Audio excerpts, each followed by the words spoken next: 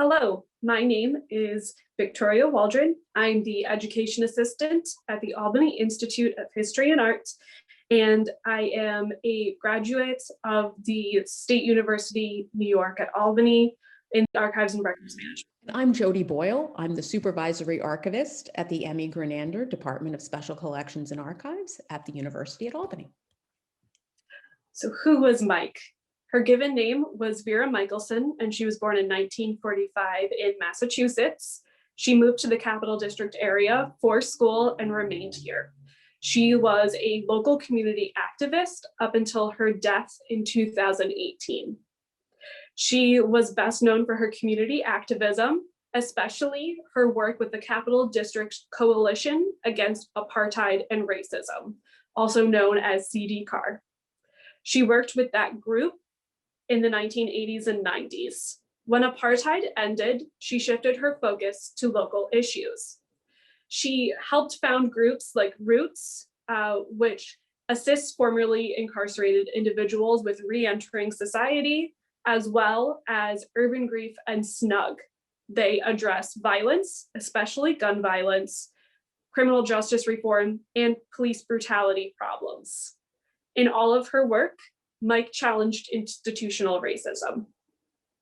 I began processing the Vera P. Michelson papers in January of 2020 as my capstone project. It was a challenging group of papers for two reasons. Mike had a tendency to put papers inside of binders where they didn't belong. And also there were almost three creators. There was Mike, there was the processing archivist when the part of the collection had been donated in the mid-1990s. And then there was Mike's brother who donated the collection at her bequest in 2019. I was working on narrowing down 12 large boxes to 6 archival boxes when the COVID-19 pandemic stopped all of my work. So unfortunately, when the COVID pandemic occurred, neither Victoria nor I were able to access the collection for several months. Victoria's internship ended, she received her degree, and eventually I returned to work on site 2 days per week. I also began processing collections from the spring semester as all my student workers were now working remotely for safety reasons. In December of 2020, this included the Michelson Papers. As Victoria had already arranged so much of the collection, I was left to tackle the AV and the oversized material and manage the data entry process. I successfully outsourced data entry of the legal size files to an undergraduate by taking photographs of the boxes and folders, the first time I had ever tried doing this, and I handled the AV and the oversized materials myself. Now, even before Victoria began working on the collection, I had already received researcher inquiries about the Michelson Papers. It's my practice in the department to create a collection level finding aid as soon as I accession a collection. And the collection level finding aid from the Michelson Papers had already attracted attention.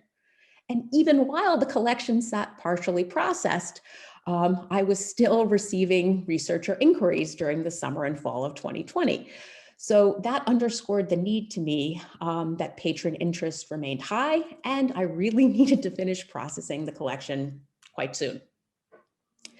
In conclusion, today, the Vera Michelson papers are fully processed, they're open to researchers, and the finding aid is available online. And while the actual processing took 1 year, much longer than we initially expected because of the pandemic, there are lessons to be learned from the experience. This was an ideal example of two individuals working together to process the collection. Victoria left me an ideal roadmap. It helped, of course. I was her supervisor while she was working in the department. I was already familiar with the collection, but Victoria was so well organized that it was very easy for me to just pick up where she left off and to work to finish the project. The project allowed me to experiment. I experimented with outsourcing the data entry to an undergraduate, and that was successful. That worked out quite well.